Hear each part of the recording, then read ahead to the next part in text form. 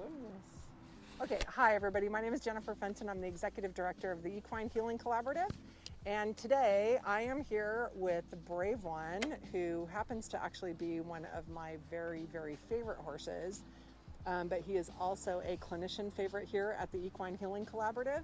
And the reason for that is because he is just so magical when it comes to working with people. He has this amazing capacity to be present and to do what I call objective witnessing, which is something that horses are actually quite talented at. They naturally will be an objective witness.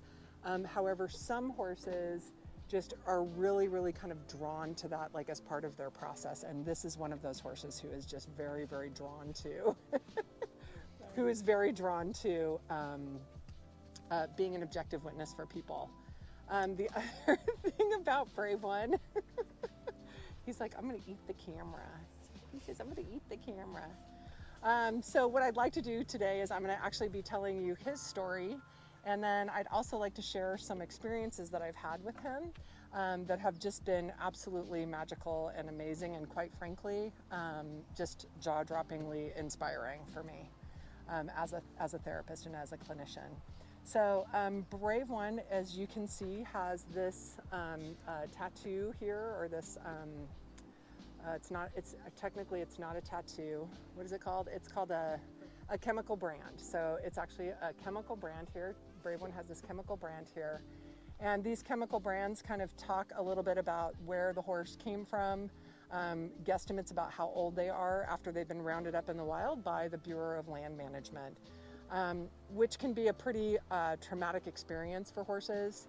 The first time that I met this horse, I actually watched him work with our professional trainer, Christy Fredrickson, and I was convinced that he was going to kill her that day because he did not want to be touched. He did not want anything to do with human beings at all.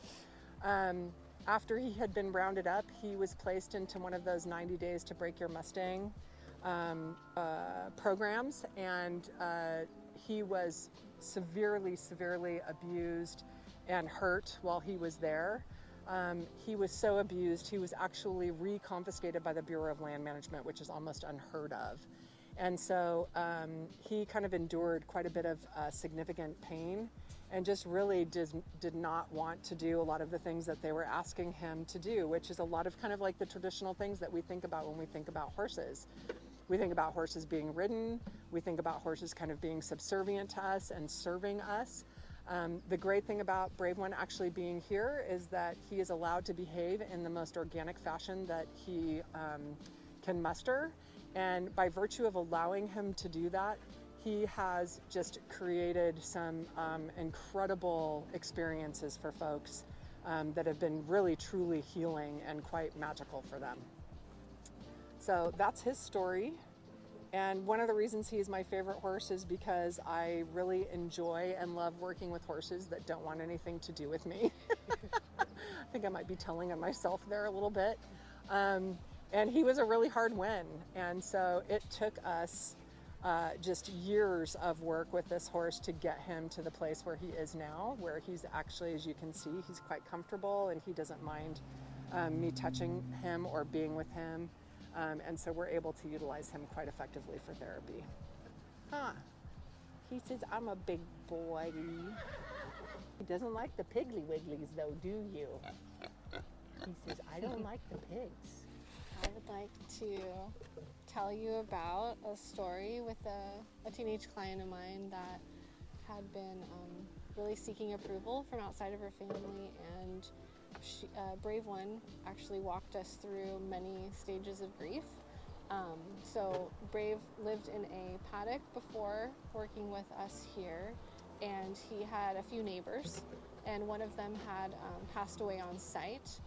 And during my session on site at an open ranch, we were both able to, me and Brave, were both able to walk our client through starting the process of grief. And I'm telling this story because this session led to this teenager growing more open to Brave, and honestly more open to me because of her relationship with Brave. So if not for Brave in that situation, I don't think we would have gotten there, or not necessarily that quickly. So what had happened was the horse had passed away, and it's our natural instinct to leave the horse on site and give the horses an opportunity who knew him or her an opportunity to go see them. So as the deceased horse was on the ground, we let Brave lead us there and see if he wanted to get close, see if he wanted to interact in any way. And so I actually let the client who really wanted to take lead on this, I really let her go with him, and I was a bystander. By empowering the teenager to take a choice in her life during a difficult time and trusting her in that moment, which is something she wasn't getting at home, she really took a back seat to him. She kind of witnessed what he was needing and giving him space, and that looked like giving him a little bit more space, a little bit more space. And Brave did his own investigation of this body, and so what I gathered from that was that by giving him enough space and her enough space, that there was already a relationship healing here. And I didn't know it at the time, but Brave was representing her dad, and that is really all the attention that she wanted. She just wanted to know more about him, and it sounds like her and her dad had both lived through some trauma, and so grieving takes on many, many different stages for each person. However, I think that we can really relate ourselves to how horses grieve, and if given the opportunity in a natural environment, I think that's what he would have been doing in the wild anyway, grieving a friend. Something that I've learned with horsemanship and just mental health treatment in general is that when we give people an opportunity to heal with or without words, it goes a lot farther.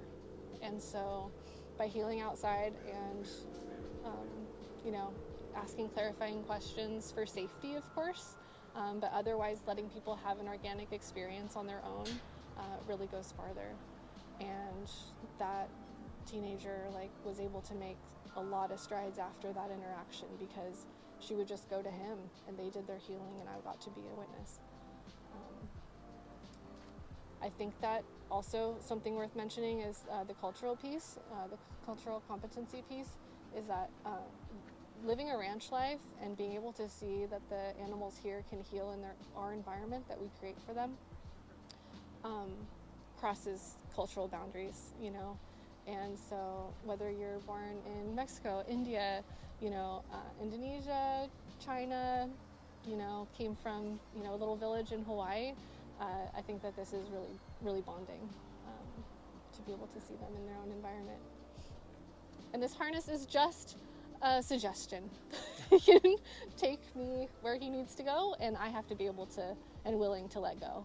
So I had talked to the client about also the power of letting go during that session too, because we really didn't know what he was going to do.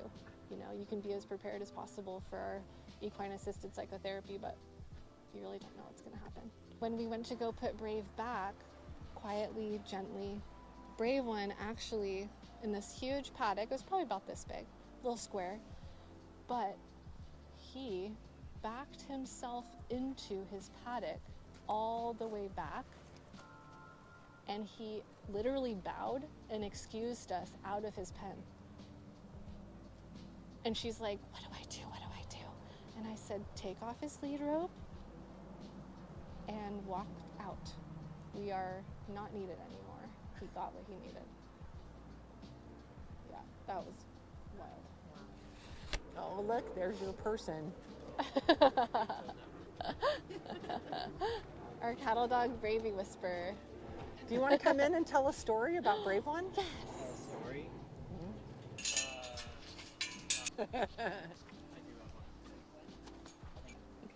Hey, buddy.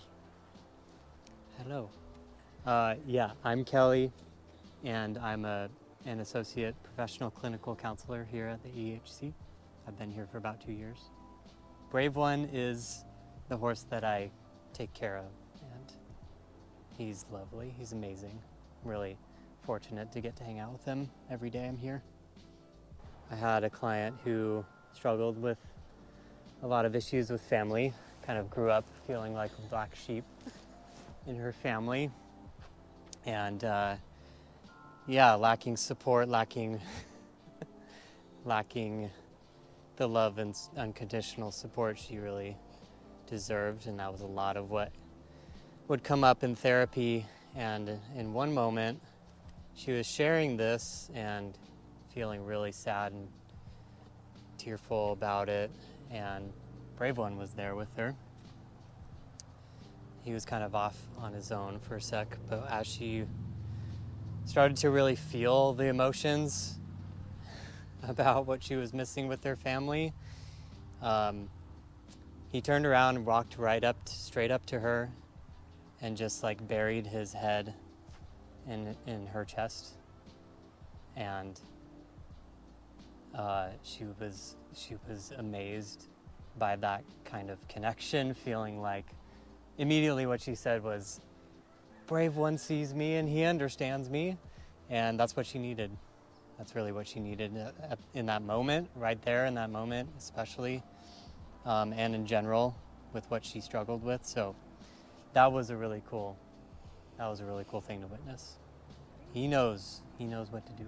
Is that your person? Yes. Is he your Hello. person? He says, oh, he's my person. Those wrinkles on his, the triple blinks. I did some massage, and he just like fully sunk into it immediately yesterday. Yeah, so I think the part of his story that I didn't tell that was so impactful for me was and the reason that we decided to adopt him, even though I had watched him work with our horse trainer and he was clearly incredibly dangerous. This was actually probably one of the most incredible experiences that I've had with a horse, and the reason that I decided to adopt him. So I had made the decision that we were going to go ahead and we were going to use him in group clinical supervision. And group clinical supervision is essentially where clinicians who are moving towards licensure, we all get together in a group and we staff cases and we talk about cases and kind of like what are things that we're going to be doing with particular clients, or like if we're having challenges with clients, or maybe we're confused about diagnosis. And so that's essentially where we will sit and talk about all of those things. But typically with us, we do group clinical supervision with our horses. And so on this night, I decided that we were going to use the really, really dangerous horse. And so what I did was I managed to get a halter on him. He was actually in a pretty small paddock. I managed to get a halter on him and walk him up to this massive arena. And he had been in this paddock for days. And so I just thought, once he got out in the paddock, he was going to be super happy that he was free and able to run. And so I thought that what he was going to do was that he was just going to get in that huge arena and just start running around.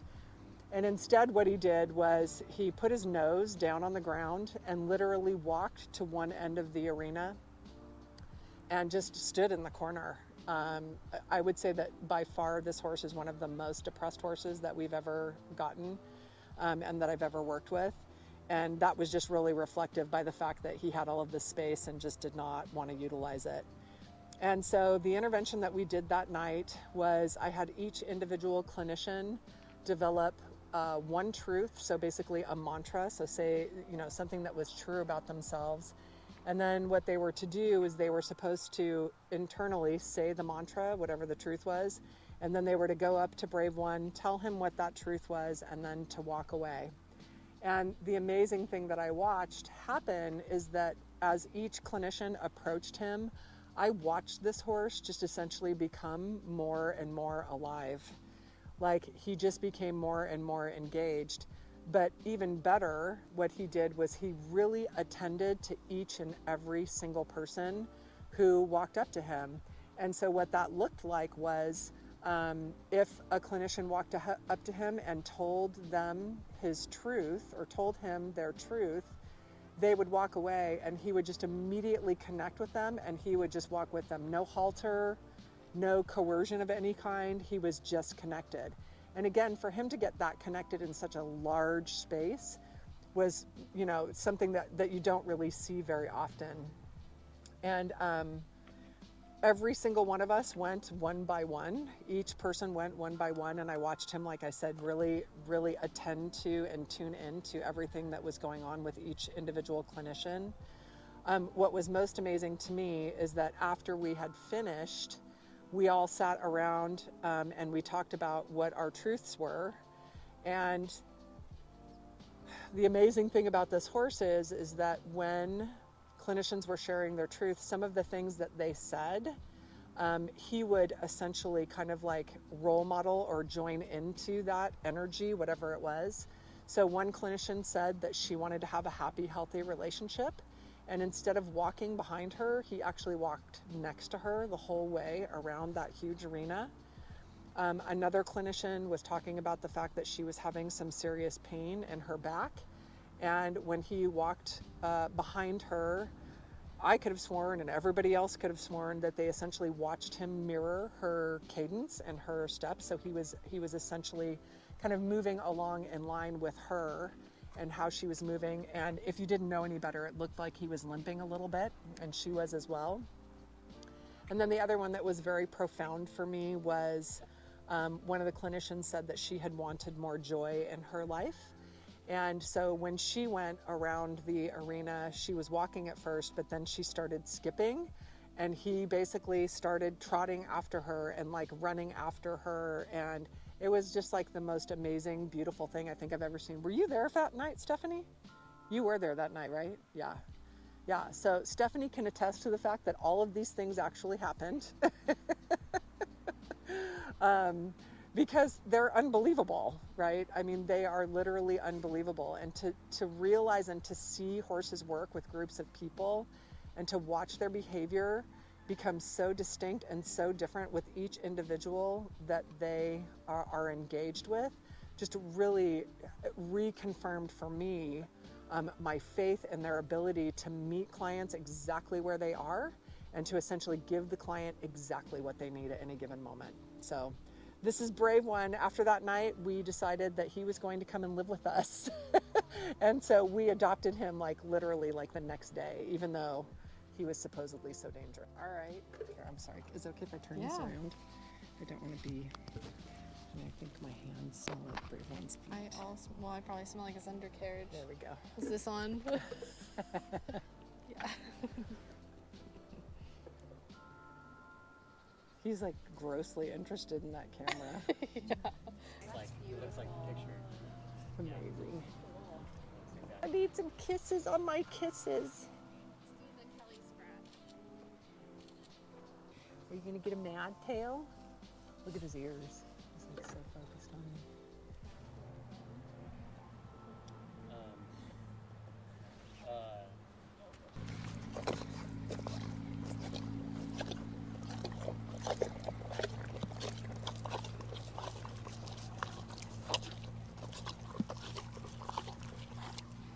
ASMR with horses.